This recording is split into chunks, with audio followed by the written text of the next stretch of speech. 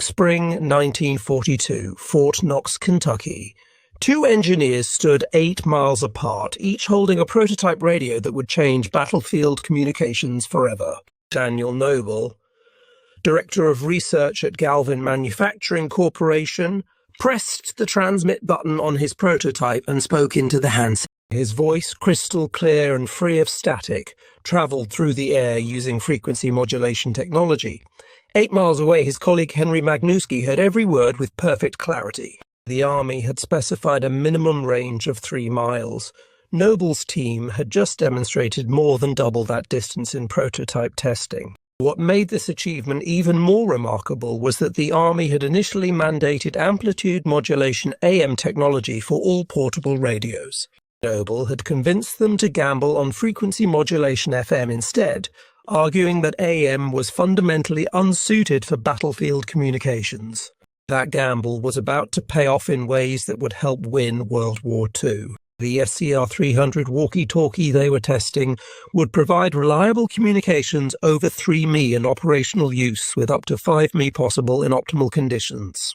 This represented a 3-fold improvement over existing handheld infantry radios and would give American troops a communication advantage so overwhelming that one general would later declare it the single most useful piece of communications equipment employed in the European theatre. This is the story of how one engineer's insistence on superior radio technology revolutionized battlefield communications and contributed materially to Allied victory. The journey to that breakthrough moment in Kentucky began in September 1940, when Daniel Earl Noble walked through the doors of Galvin Manufacturing Corporation in Chicago as Director of Research. Born on October 4, 1901, in Norristown, Connecticut, Noble had earned his engineering degree from the University of Connecticut and made his name by designing the nation's first statewide two-way FM radio communication system for the Connecticut State Police, completed in 1940. He understood what FM could do: noise rejection, clarity and reliability in the presence of electrical interference that crippled AM systems. Noble arrived at Galvin Manufacturing at a pivotal moment in American history. War had engulfed Europe. France had fallen to Nazi Germany in June 1940. Britain stood alone against the Third Reich, enduring the Blitz while the Royal Air Force fought the Battle of Britain. Though America remained officially neutral, military involvement seemed inevitable to anyone paying attention. President Roosevelt had begun the military build-up that would accelerate dramatically over the next year. The Army was scrambling to modernize equipment, doctrine and training for a war that would be fought on a scale no one had fully imagined. Among the many deficiencies the military faced, battlefield communications ranked among the most critical. Modern warfare required coordination across unprecedented distances and among unprecedented numbers of units. Infantry squads needed reliable ways to communicate with company and battalion headquarters. Forward observers needed to call in artillery fire with precision and speed. Tank commanders needed to coordinate with infantry support. Commanders at every level needed to maintain situational awareness and issue orders rapidly as tactical situations evolved. But the radios available in 1940 were woefully inadequate for these demands. The Army had experimented with portable infantry radios in the late 1930s. The SCR-194 and SCR-195 had been attempts to give infantrymen portable communications, but these early efforts had been dismal failures. They used primitive super-regenerative circuits that were temperamental at best and completely unreliable at worst.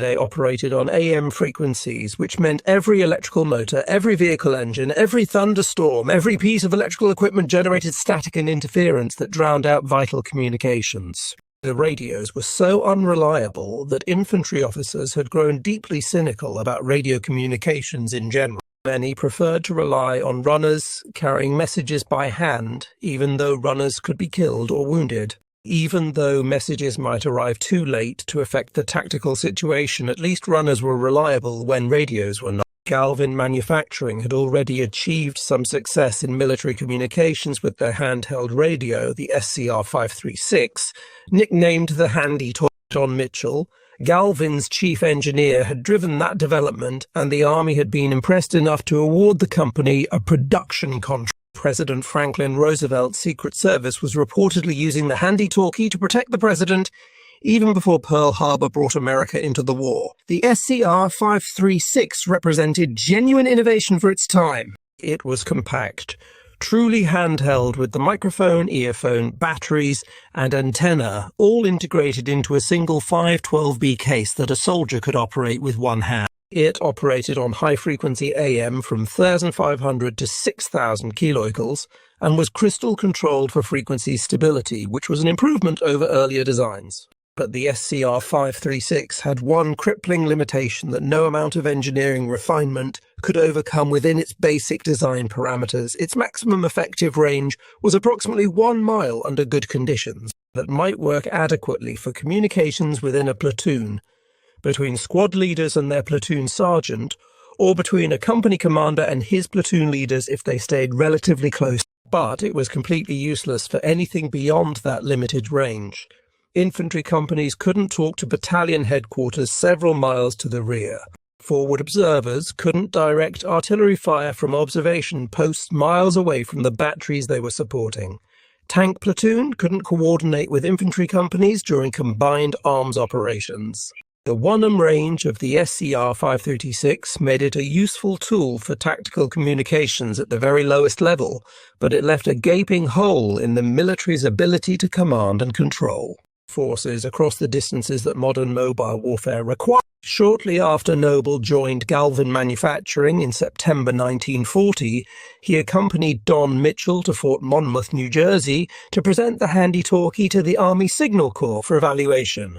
Among the Signal Corps officers present that day were 2 men who would play crucial roles in the development of longer-range portable radio communications. Colonel Roger Colton, who had been director of Signal Corps laboratories since 1938, and Major James Dunn O'Connell, who served as executive officer of the laboratories and would soon be heading radio communications projects. The Signal Corps officers were pleased with the handykey's performance and design, but they made clear to Noble and Mitchell that they needed something more, something with substantially greater range that could still be carried and operated by an infantryman in combat. The Army needed a portable radio that could bridge the gap between company and battalion, that could reach back 5 or even 10 mi to higher headquarters, that could function in the electromagnetic, noisy environment of modern mechanized warfare. In 1940, facing this requirement, the Signal Corps contracted for development of a new portable AM transmitter receiver. The decision to specify AM technology was understandable given the military's experience and infrastructure. AM was established, proven technology. The military knew AM, trusted AM, had built its entire communications infrastructure around AM. Military radio operators were trained on AM equipment. Maintenance personnel knew how to repair AM radios. The logistics system was designed to support AM equipment. AM was the safe, conservative choice for a military organization that valued reliability and maintainability. When Noble learned of this decision during meetings in Washington, his response was immediate, forceful, and risky. He told Major O'Connell that contracting for an AM portable radio was a grave mistake. The area of development, Noble insisted, should be for an FM portable unit. This was an extraordinarily bold stance to take with military procurement officials. Noble was essentially telling the Signal Corps that they were making a fundamental error in their technical approach. He was contradicting the military establishment's preferred technology. He was advocating for a more complex and potentially more expensive solution. He was asking the Signal Corps to take a chance on a technology that many radio engineers considered impractical for portable military applications. FM was exotic, newer, less proven in military applications. FM required wider bandwidth than AM, which meant fewer channels could fit in any given frequency allocation. In an era when radio spectrum was already considered a scarce and precious resource, that bandwidth requirement seemed like a serious drawback that might outweigh any potential advantages. FM circuitry was more complex than AM, which raised concerns about reliability in field conditions and the ability of military maintenance personnel to keep the equipment operational. FM transmitters and receivers required more sophisticated components and more precise tuning mechanisms than their AM counterparts. But Noble understood something that many radio engineers of the era did not fully appreciate. He understood that FM offered genuine fundamental advantages that would more than outweigh its complexity and cost in battlefield applications. FM inherently rejected electrical interference and noise in ways that AM simply could not. FM provided clear voice transmission even at the limits of its range, while AM signals faded into progressively worse static and noise as range increased.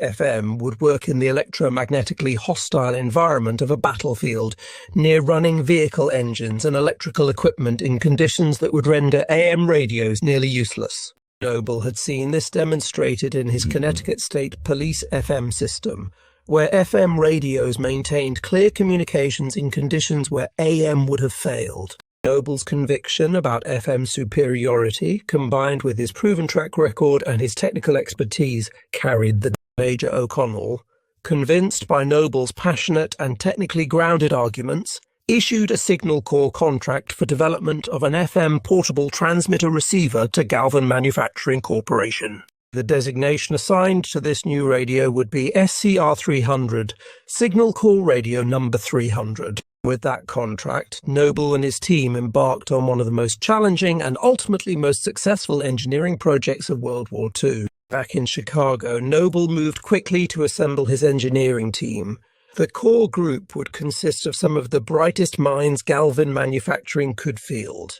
Henry Magnuski, who had immigrated from Poland and would become one of the company's most distinguished engineers, would serve as principal RF engineer, the man responsible for designing the critical radio frequency that would make or break the entire project. Marion Bond, Lloyd Morris, and Bill Vogel rounded out the core team, each bringing specialized expertise in different aspects of radio design and development. They would need every ounce of that combined expertise and experience because the Army's specifications for the SCR-300 were extraordinarily demanding.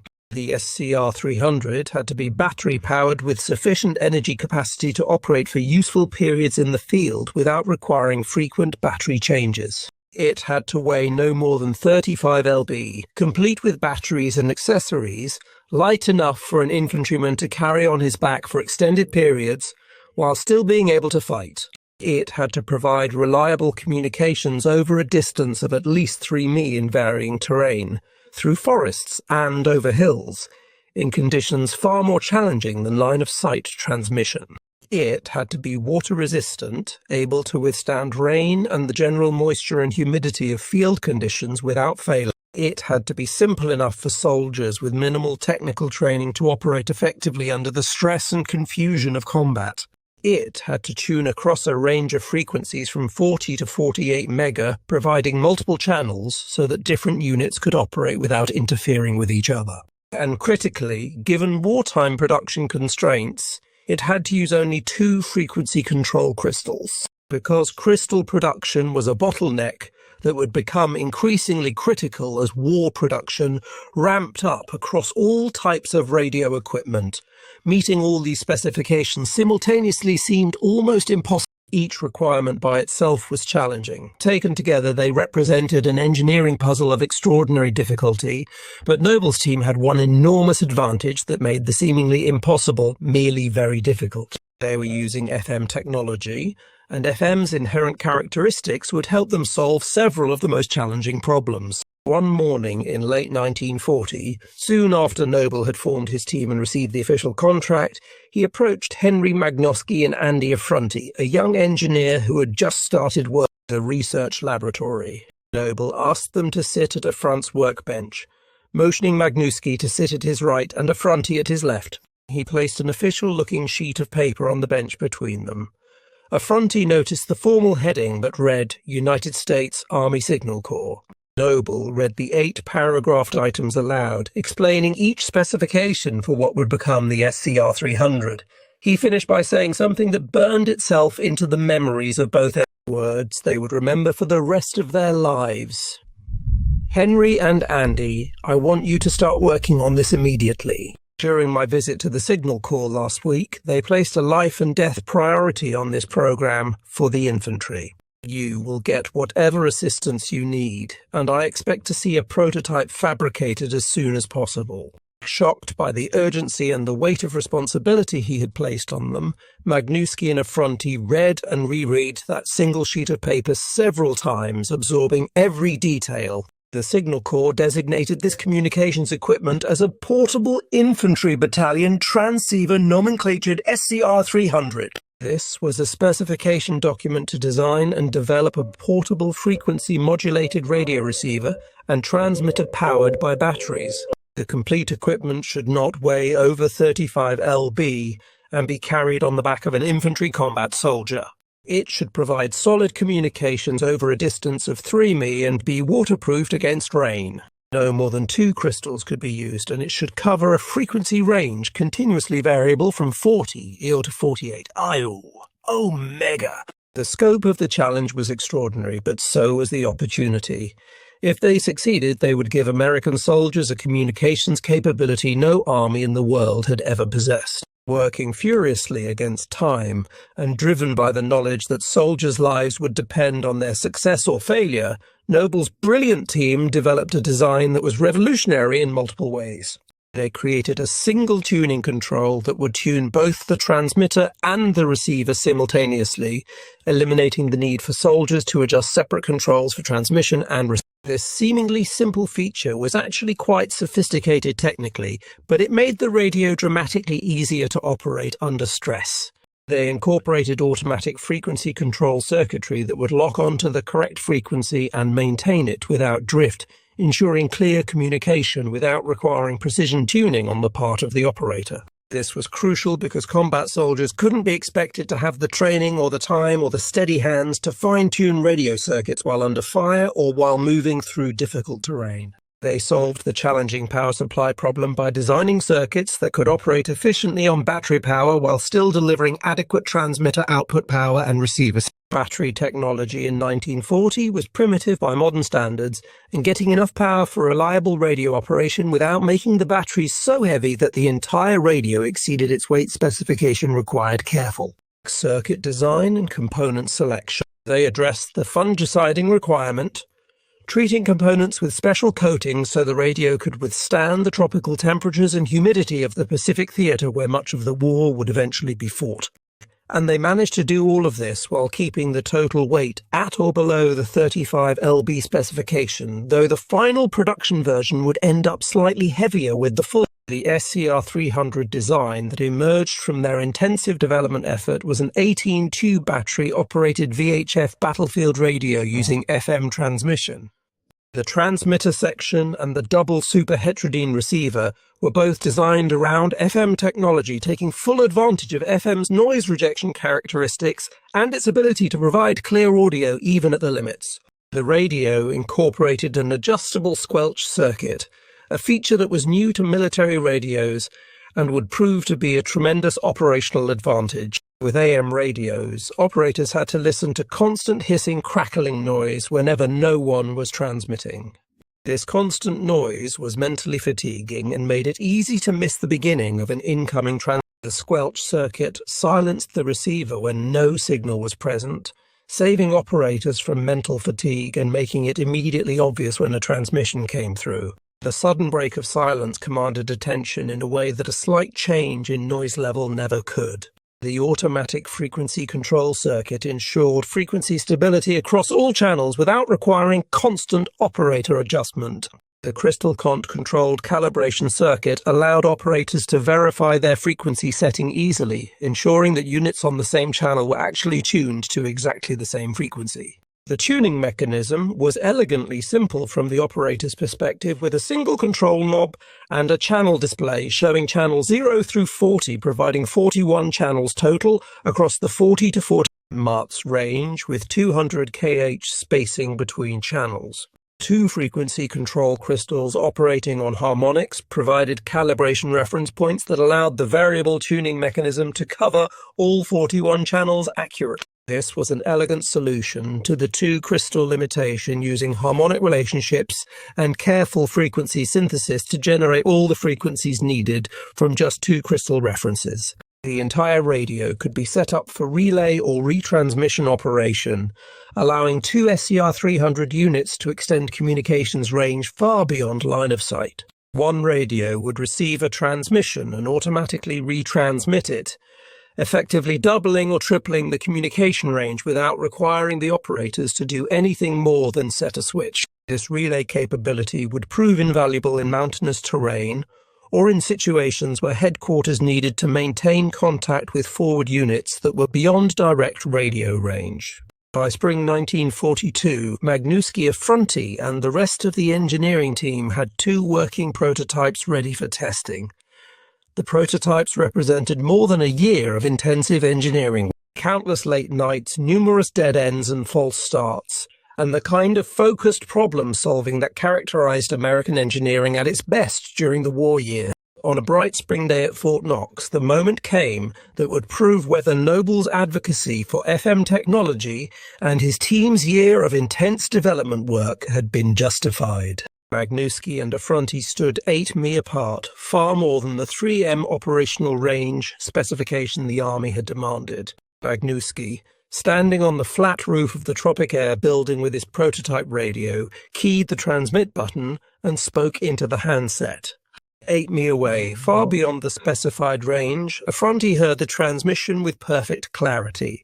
They tested and retested, varying frequencies, checking different channels, trying the radios in different locations and orientations. The prototypes performed flawlessly every time, demonstrating range that far exceeded the Army's requirements. When Signal Corps representatives arrived just days later for their formal evaluation, they witnessed demonstrations that impressed them enough to give immediate approval to proceed with production. Further development and refinement led to the production version of the radio designated BC-1-1000. This radio unit, combined with all required accessories including the battery pack, carrying harness, antenna and handset, comprised the complete SCR-300 walkie-talkie system. The final weight came in at approximately 38 lb with the larger BA-70 battery or 32 lb with the smaller BA-80. This was slightly over the original 35 specification, but the Army accepted the additional weight as a reasonable trade-off for the radio's exceptional performance and reliability. For the Army's final acceptance tests before authorizing full production, the production SCR-300 traveled to Fort Knox, Kentucky, home of the Armored Force School. There, in the woods and fields and rolling hills surrounding the base, the radio unit underwent comprehensive and rigorous trials designed to verify every aspect of its performance characteristics, ruggedness under field conditions, and usability by soldiers with typical training levels. The Infantry Board, an organization known throughout the Army for being highly critical of communications equipment and skeptical of manufacturers' claims, had been invited as observers. The Infantry Board had rejected numerous pieces of equipment over the years, and their approval carried significant weight. Bob Galvin, son of company founder Paul Galvin, accompanied Dan Noble and Bill Vogel to Fort Knox for these critical tests.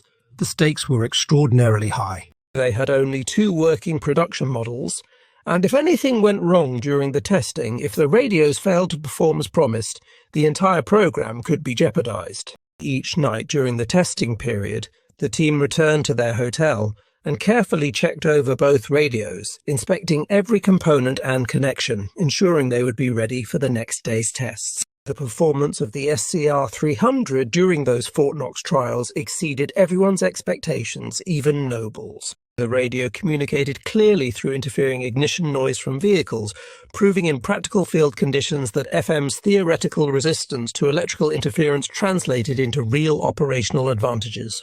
The radio continued to function after being subjected to rough handling, drops, exposure to rain, and the kinds of abuse that military equipment inevitably receives in field use. The rugged quality of the mechanical and electrical design was evident in how well the radios held up under conditions that would have destroyed more delicate equipment.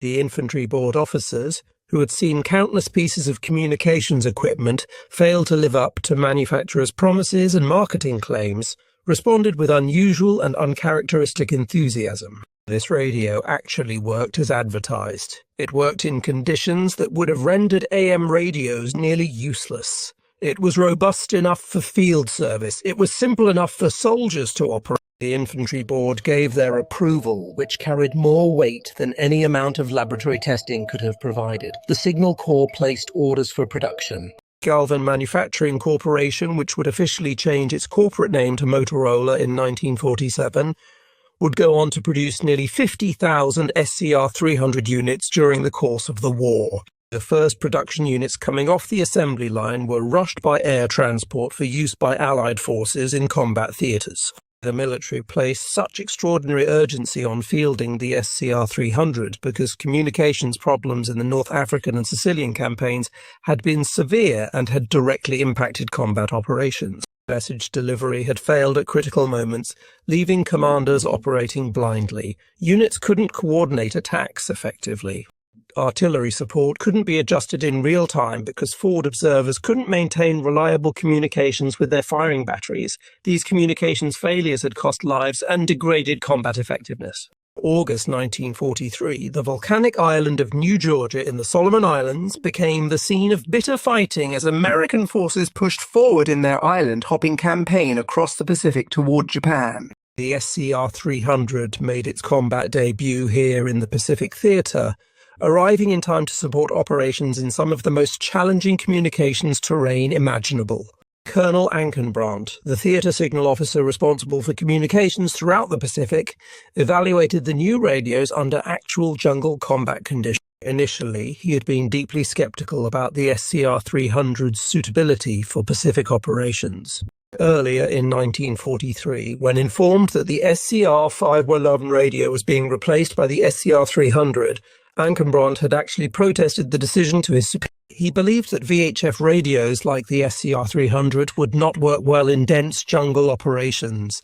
His skepticism was based on sound technical reasoning. The tropical environment was brutal on electronic equipment. The thick vegetation of jungle terrain absorbed and scattered radio waves. The mountainous terrain of most Pacific islands created radio shadows and dead zones. All of these factors seem to argue strongly against VHF operation and in favor of lower frequency radios with longer wavelengths that could propagate more effectively through obstacles. But when the SCR-300 arrived in quantity and troops began using it in actual combat operations, Ankenbrandt changed his assessment completely. The FM radio's performance in jungle conditions surprised everyone, including the skeptical signal officer. By January 1944, after several months of combat use, Ankenbrandt was writing enthusiastic reports to General Meade stating, "The SCR-300 sets have now been in action in the Tukina area, Bougainville, in the hands of the 37th and American Divisions, and I have a preliminary report on them indicating that they are exactly what is needed for frontline communications in this theater." The phrase "exactly what is needed" coming from a skeptical signal officer who had initially opposed the radio's introduction represented powerful vindication of Noble's technical choices and his team's engineering. Ankenbrandt noted in his reports that the chief difficulty from an operational perspective was keeping the radio supplied with fresh batteries. The BA-70 and BA-80 batteries that powered the SCR-300 had limited operational life under the high-temperature, high-humidity conditions of the Pacific. And in the high-tempo operations of jungle warfare, batteries drained more quickly than they did in temperate climates. But that was fundamentally a logistics and supply problem, not a fundamental flaw in the radio design itself. The communications capability the SCR-300 provided was exactly what frontline commanders needed to control their units effectively in the confused close-quarters fighting of jungle warfare. Second Lieutenant Joseph Dooley, communications officer of the 298th Infantry Regiment, provided detailed operational feedback from the soldiers who actually carried the radios in combat and used them under fire. The main complaint that came up repeatedly in after-action reports concerned the harness design. The weight distribution of the standard harness placed too much of the load too low on the operator's back, which caused significant fatigue during long marches through difficult jungle terrain.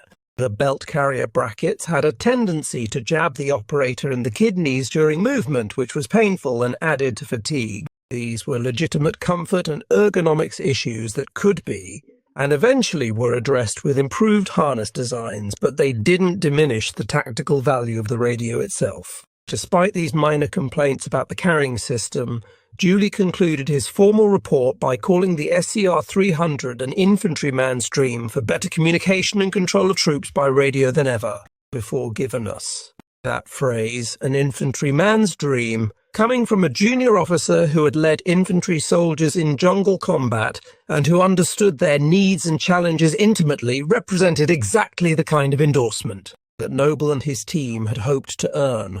The radio worked in the field, it worked under fire. It gave infantry commanders a capability they had never had before. The tropical environment of the Pacific created unique challenges for all electronic equipment, not just radios. Earlier versions of the SCR-536 Handy had failed catastrophically and rapidly in jungle conditions, with some units lasting only 36 hours before corrosion, humidity and fungus growth rendered them completely inoperative. These failures had been so severe and so rapid that they threatened to leave entire units without any radio communications capability at all. The Signal Corps had responded by developing specialized tropicalization treatments, including special fungus-inhibiting shellac coatings that were carefully applied to components and then baked on at controlled temperatures to ensure proper adhesion. These treatments were applied to all radios and electronic equipment being sent to the Pacific Theater. The tropicalized SCR-300 sets proved dramatically more resistant to the harsh tropical environment than earlier radio designs had been. Instead of failing within days, the tropicalized SCR-300 radios lasted through extended operations lasting weeks or months, requiring only normal maintenance and battery replacement. This durability under extremely adverse environmental conditions demonstrated the fundamental soundness of the engineering design and the effectiveness of the tropicalization treatments that had been developed specifically to address Pacific Theater requirements.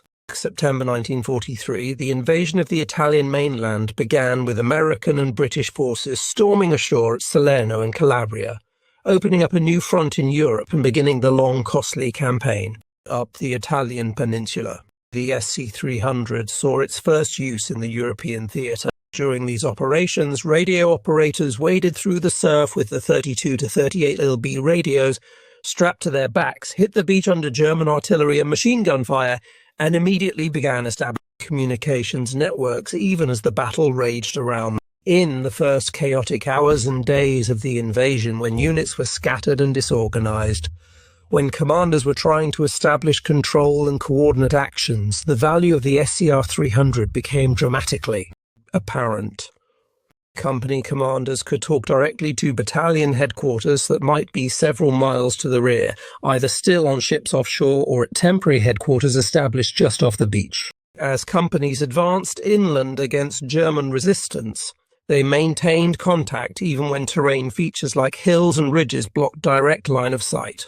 This was a revelation for commanders who were accustomed to losing communications as soon as units moved any significant distance or moved behind terrain features. Forward observers, some of the first soldiers to receive the SCR-300 in significant numbers, could now call for artillery fire with unprecedented reliability, and artillery spotters would climb to observation posts, sometimes several miles from their firing batteries, and watch for enemy positions, movements and concentrations. When they spotted targets, they could immediately radio precise coordinates back to the fire direction centers. The batteries would fire their missions, and the observers would watch the shells impact, then radio back precise corrections for subsequent salvos. This observe-adjust fire cycle, fundamental to effective artillery support, depended absolutely on reliable communications between the observer and the firing battery. Previously, this critical communications link had been frustratingly unreliable with AM radios.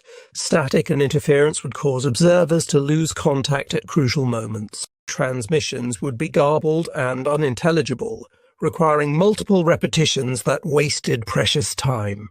Observers would sometimes watch enemy forces moving into perfect target areas and be completely unable to call in fire because their radios simply wouldn't work reliably at the required range or in the electromagnetic environment of active combat. The SCR-300 fundamentally changed this situation. The FM signal cut through the electrical noise and interference that was inevitable on a battlefield. The clarity was such that map coordinates could be transmitted and confirmed without repetition or confusion. Fire missions that had once taken many minutes to coordinate because of communication difficulties could now be executed swiftly and accurately, often in a fraction of the time. The practical usefulness of the SCR-300 and the dependability of its rugged design quickly became apparent to the soldiers. The US Army was still experiencing growing pains and learning hard lessons in 1943 when fighting against experienced German forces who had been at war since 1930. American units were learning how to fight a modern combined arms war against a skilled and determined enemy, and that learning process often came at painful cost in casualties and temporary setbacks. In this challenging environment, the instant communication afforded by the SCR-300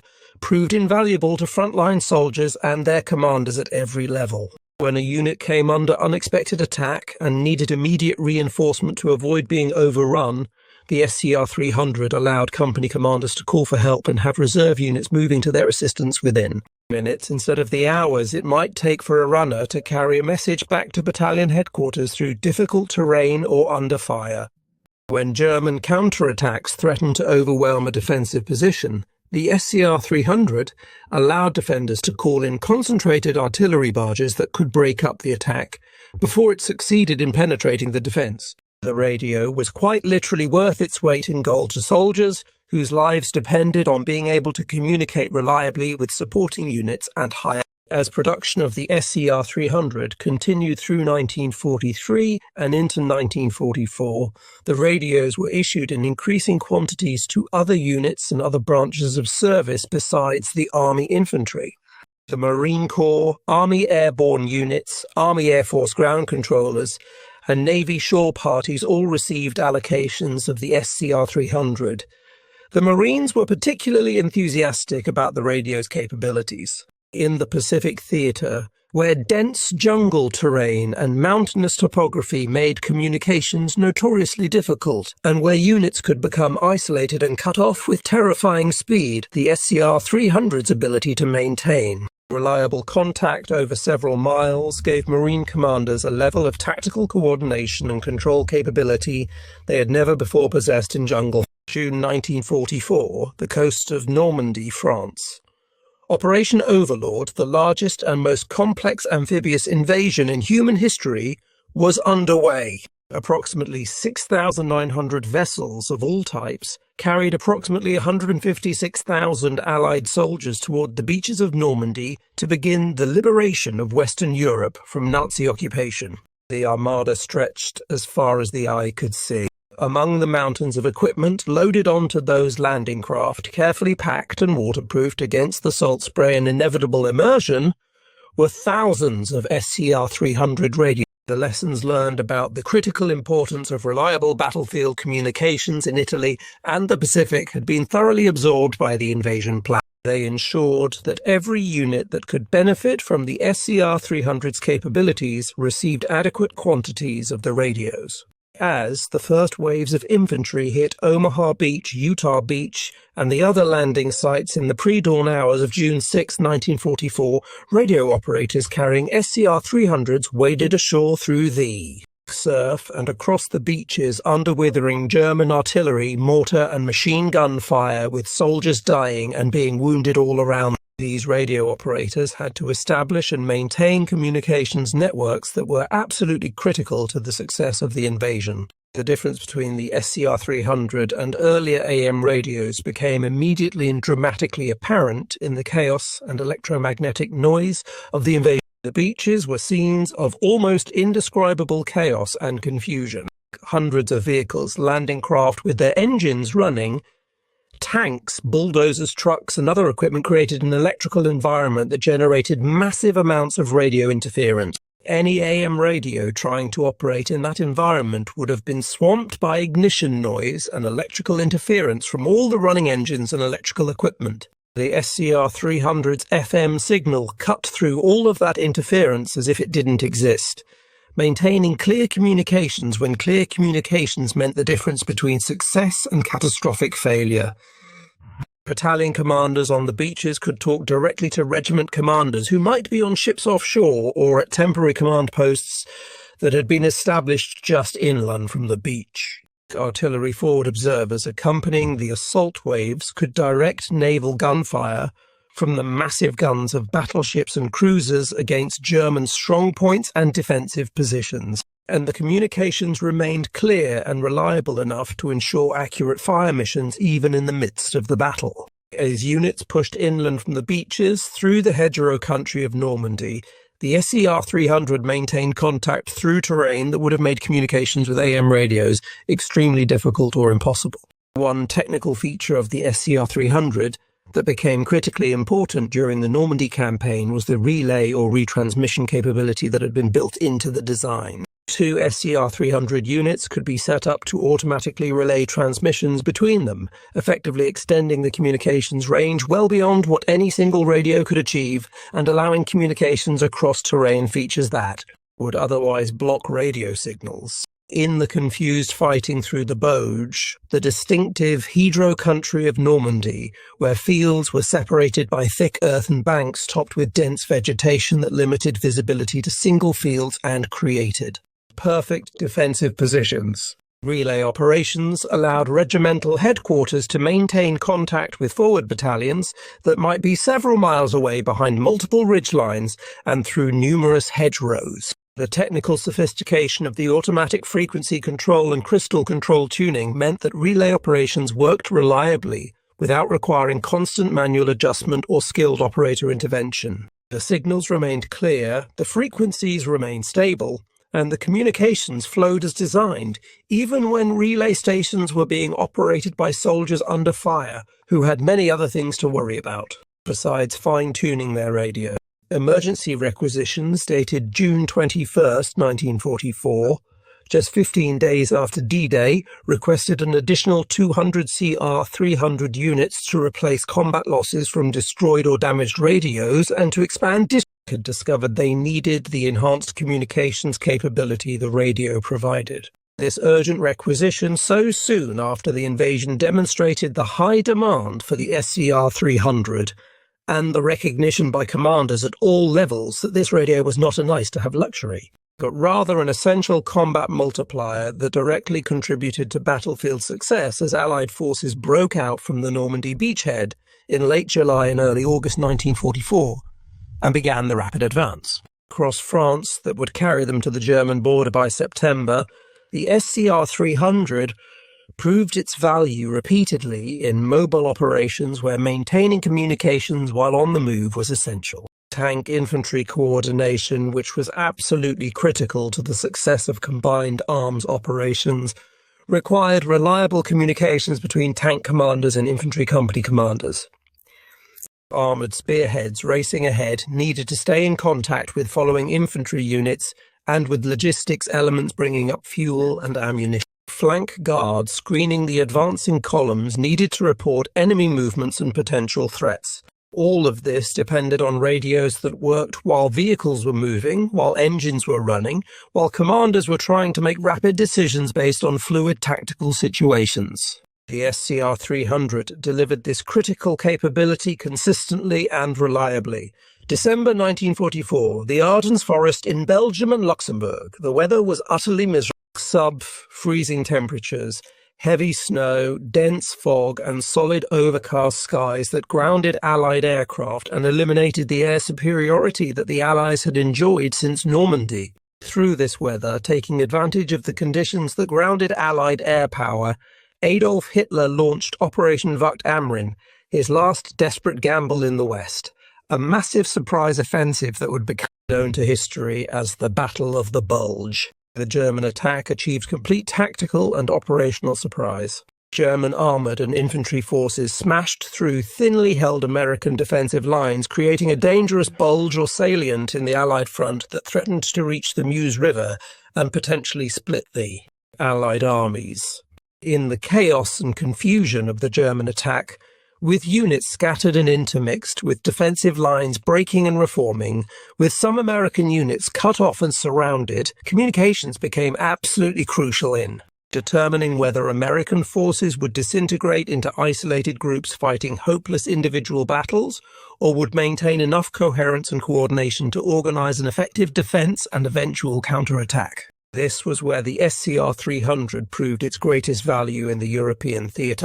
Units that were cut off or surrounded, units that had lost physical contact with adjacent units and with higher headquarters, could maintain radio contact with battalion and regimental headquarters using the SCR-300. This radio lifeline meant that surrounded units weren't fighting blindly and desperately in isolation.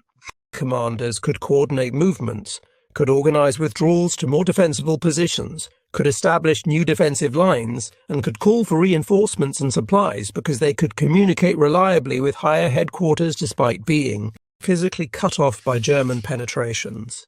Artillery forward observers, who were among the most critical users of the SCR-300 throughout the war, could continue to call fire missions even when their observation posts were partially isolated by German advances. The ability to rapidly mass artillery fire on German armoured spearheads and infantry formations was very often the critical factor that determined whether a defensive position would hold or would be overrun by the attacking Germans. The SCR-300 made it possible to concentrate artillery fire from multiple batteries on critical targets within minutes, creating walls of exploding shells that could stop or at least slow down German attacks. The battles around the town of Bastogne, where the 101st Airborne Division and attached units were completely surrounded by German forces for more than a week, depended absolutely on radio communications to coordinate.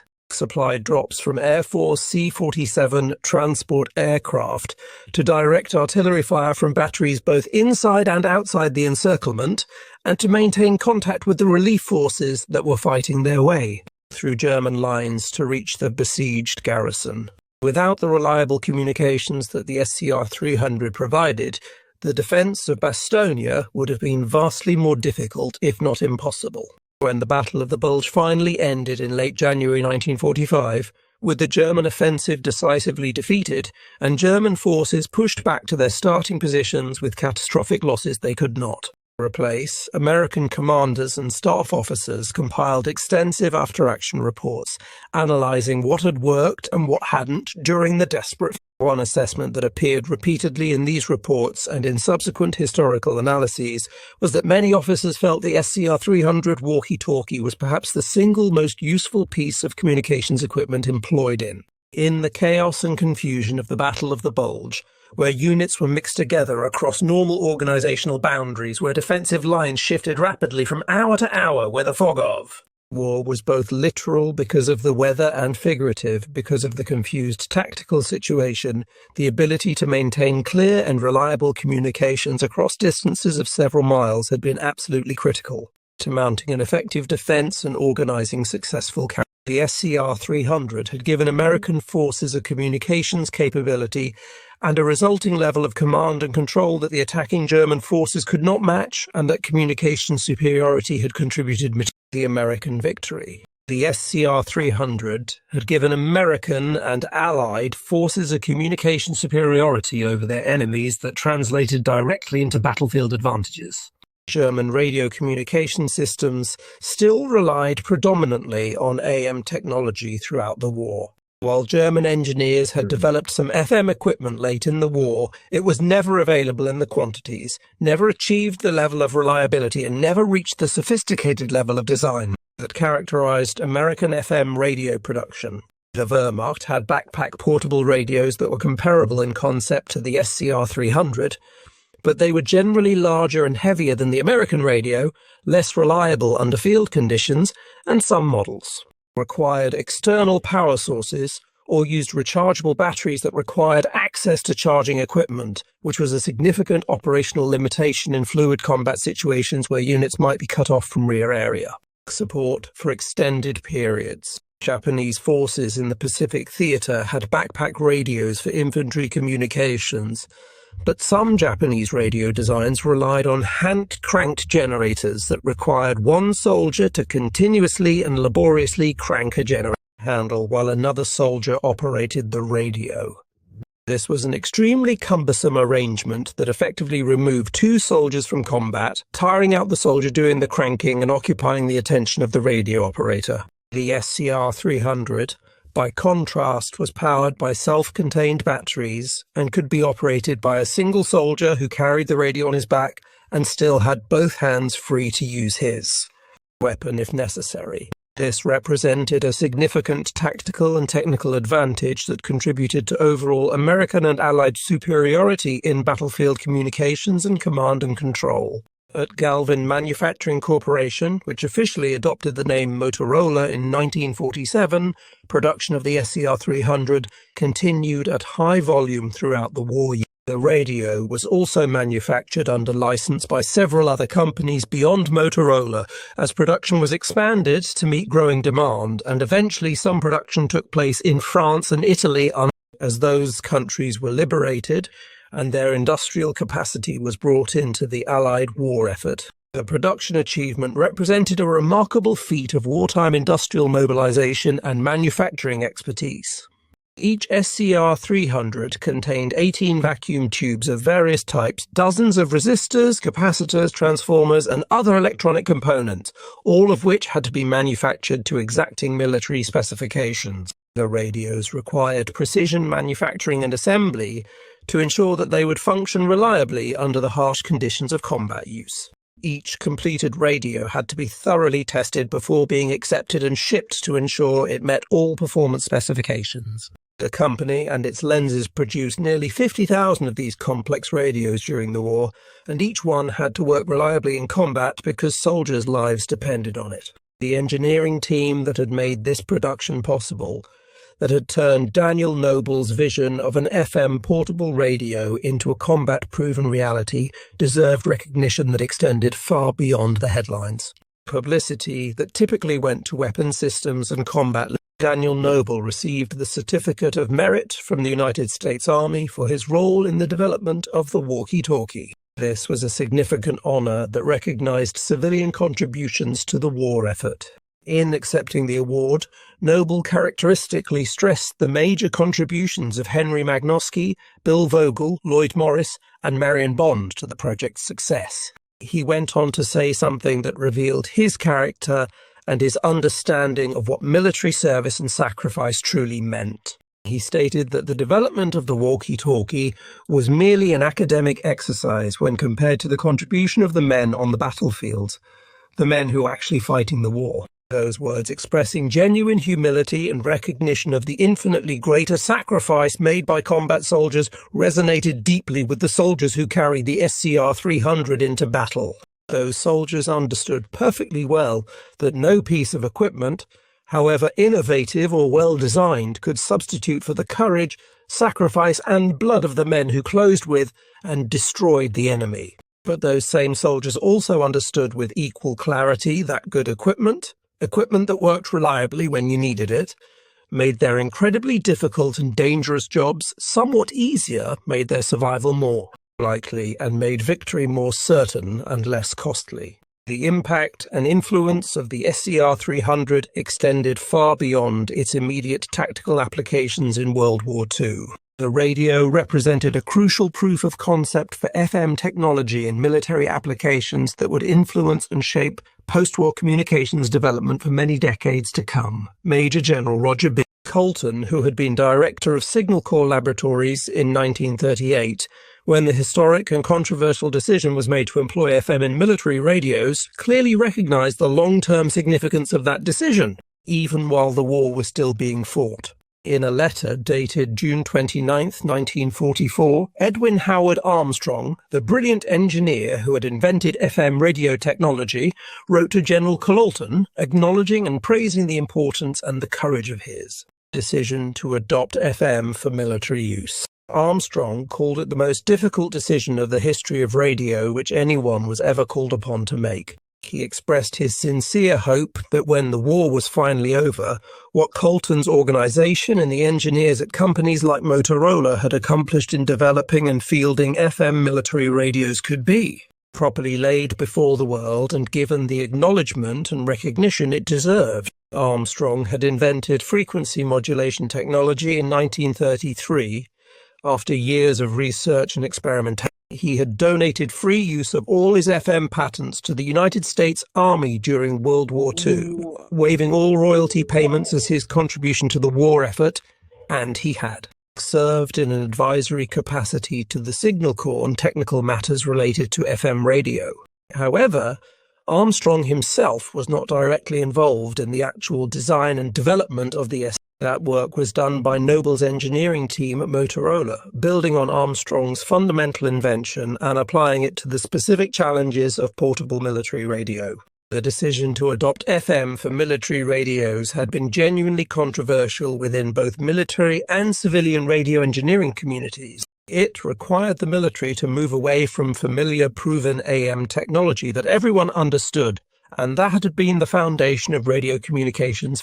It required the military to embrace a newer, more complex system that many respected engineers and technical experts claimed was too sophisticated and too difficult to maintain for reliable military use under field. It required substantial investment in new equipment designs, new manufacturing processes and tooling, new training programs for operators and maintenance personnel, and new logistics systems to support a completely different type of radio. But the combat results, the performance of the SCR-300 and other FM radios under actual battlefield conditions against real enemies proved beyond any possible doubt that the decision to adopt FM had been absolutely correct. Despite the controversy and the difficulties, the SCR-300, along with the vehicular FM radios like the SCR-508 and SCR-608 that were developed in parallel, marked the beginning of a fundamental transition in military communications from AM to FM that would continue through the Korean War, through Vietnam, and into the modern era. Today's military radios, though incomparably more sophisticated with digital signal processing, frequency hopping, encryption, and satellite connectivity, still rely on many of the same fundamental FM principles that Daniel Noble and his team successfully implemented in the SCR-300 more than 8 decades ago. The improvement in communications range and reliability that the SCR-300 provided over the earlier SCR-536 Handy from approximately 1 mile to 3 mi in typical operational use with up to 5 mi. Achievable in optimal terrain and atmospheric conditions represented far more than just a numerical increase in capability.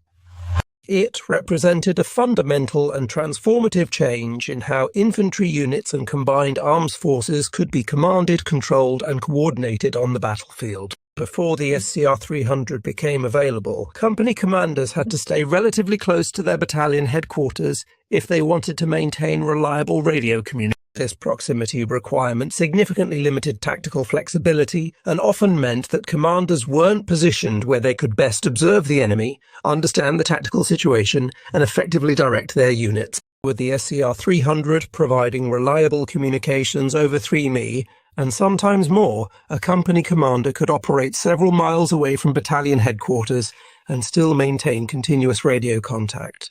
This extended range allowed for much more aggressive and flexible tactics, for wider envelopments around enemy flanks, for deeper penetrations into enemy territory. All executed with confidence that if reinforcements were urgently needed, if the tactical situation changed dramatically, if higher headquarters needed to issue new orders based on intelligence from other sectors, reliable communications would be maintained throughout. The psychological impact on soldiers of knowing they had reliable communications was also significant and shouldn't be underestimated. Knowing that they could call for help if needed, that artillery and air support were just a radio call away, that their higher headquarters knew where they were and what situation they were. All of this boosted morale and combat effectiveness in ways that were difficult to quantify but very real. Soldiers who felt isolated, abandoned, and cut off from support fought less effectively and with lower morale than soldiers who knew they were connected to a larger organization that supported them and could come to their aid. The British military, which had pioneered much of military radio technology in the pre-war years and during the war, recognized the superior capabilities of the American SCR-300 and began development of their own version during the latter part of World War II. The wireless set number 31, which was similar in design and capability to the American BC-1000 component of the SCR-300 system, entered British military service in 1947 to 1948 after testing programs that had begun in 1947. This represented significant acknowledgement from a nation that had been at the forefront of military radio technology development that the American FM portable radio design represented the best approach to infantry communications. The adoption of the SCR-300 design concept by the British and subsequently by other Allied nations created important standardization benefits that extended well beyond World War II and became increasingly important as the Cold War developed and the North Atlantic Treaty Organization was formed. Allied forces could share maintenance expertise, training programs, and operational procedures. Communications between forces of different nations were simplified when they used compatible equipment. This interoperability proved valuable in combined operations and in the collective defense arrangements that characterized NATO. The technical and operational legacy of the SCR-300 extended far beyond World War II, continuing through the Korean War and into the Vietnam era. While the basic vacuum tube design of the SCR-300 was eventually superseded by lighter, more capable radios that used transistor technology instead of vacuum tubes, the fundamental concepts and design principles that had been pioneered in the SCR-300 remained standard in military portable radios for many decades. The APRC-10, which replaced the SCR-300 in American service during the Korean War era, weighed approximately half as much while providing similar or slightly better communications performance. The highly successful PRC-25 and PRC-77 radio families that served throughout the Vietnam War and for decades afterward built directly on the same FM principles that the SCR-300 had proven in combat, but incorporated solid-state transistor technology that dramatically reduced size, weight, and power consumption while increasing reliability. The story of the SCR-300 is ultimately a story about technical courage, about innovation in the face of institutional resistance, and about the willingness to challenge conventional wisdom when you know there's a. When Daniel Noble told Major O'Connell in those meetings in Washington that the Army's plan to develop an AM portable radio was a grave mistake. When he forcefully insisted that FM was the right technology for portable military radio, despite the Army's clear preference for familiar AM technology, he was taking a very real professional and personal risk. He was contradicting the established preferences of the military procurement system.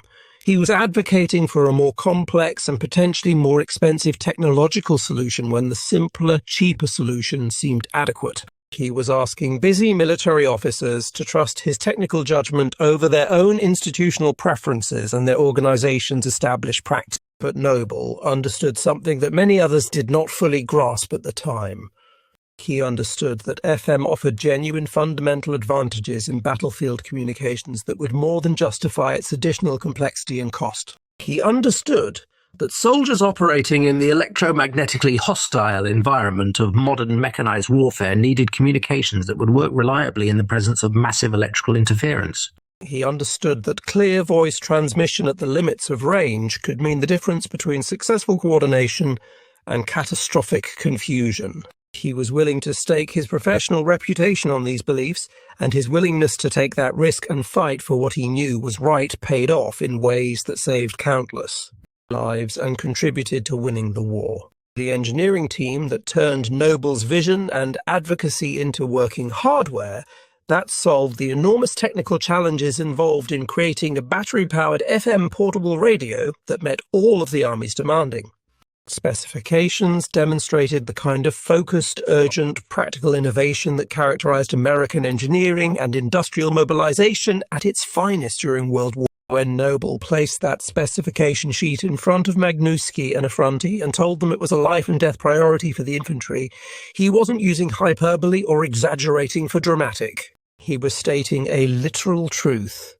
Soldiers' lives depend on whether this radio worked reliably in combat. The engineering team understood the weight of that responsibility, and they delivered results that exceeded the Army's specifications and expectations. When Daniel Noble and Henry Magnuski stood 8 miles apart in those Kentucky fields in the spring of 1942, testing their prototype FM radio and achieving crystal-clear communications far beyond the Army's 3-mile requirement. They knew they had succeeded in creating something technically impressive and important, but neither of them could have fully understood or predicted the enormous scope and scale of that success, the impact their radio would have on the war and on subsequent military communications development. The SCR-300 would serve in every theatre of World War II where American forces fought.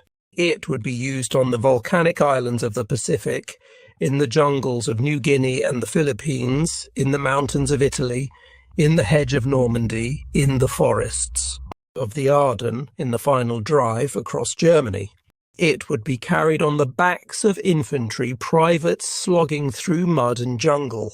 It would be used by artillery-forward observers calling fire missions from exposed observation posts under enemy fire. It would be used by tank commanders coordinating combined arms operations. It would serve with airborne troopers jumping into enemy territory, with marine raiders hitting hostile beaches, with special operations forces operating behind enemy lines. The SCR-300 saved countless lives by enabling timely and accurate artillery fire that broke up enemy attacks before they could succeed. It saved lives by allowing isolated units to call for help and receive reinforcements. It saved lives by maintaining the command and control that prevented units from blundering into ambushes or friendly fire situations. It contributed to victory by giving American and Allied forces a decisive advantage in battlefield communications and coordination. After the war ended, the SCR-300 served as the foundation and proof of concept for generations of improved military radios that continue to use and refine the FM principles that Noble and his team had successfully proven in each successive generation of military portable radios built directly on the lessons learned from the SCR-300, incorporating new technologies like transistors and integrated circuits, but retaining the fundamental FM approach to battlefield communications. The improvement in battlefield communications capability that the SCR-300 represented was far more than just a technical achievement to be noted in engineering journals and military equipment catalogues.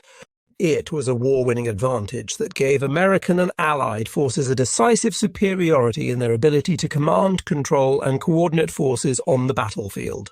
That communication superiority translated directly into tactical and operational advantages that helped defeat the Axis powers and win the war. That decisive advantage came from one engineer's clear technical vision and his courage in advocating for it against institutional resistance, from one brilliant engineering team's successful execution of an enormously challenging development program, and from one company's willingness to embrace innovation and take on difficult challenges even when the outcome was uncertain. The SCR-300 stands as an enduring testament to what technical insight, engineering excellence, and determined innovation can achieve when applied to problems where success literally means the difference between life and death, between victory and defeat. Today, more than 8 decades after those prototype tests in the Kentucky Spring, we still benefit from the legacy of Daniel Noble's revolutionary radio and from his unwavering determination to give American soldiers the very best communications technology that engineering skill and manufacturing capability could provide. The story of the SCR-300 reminds us that technical innovation, courage in challenging conventional wisdom, and excellence in execution can change the course of history.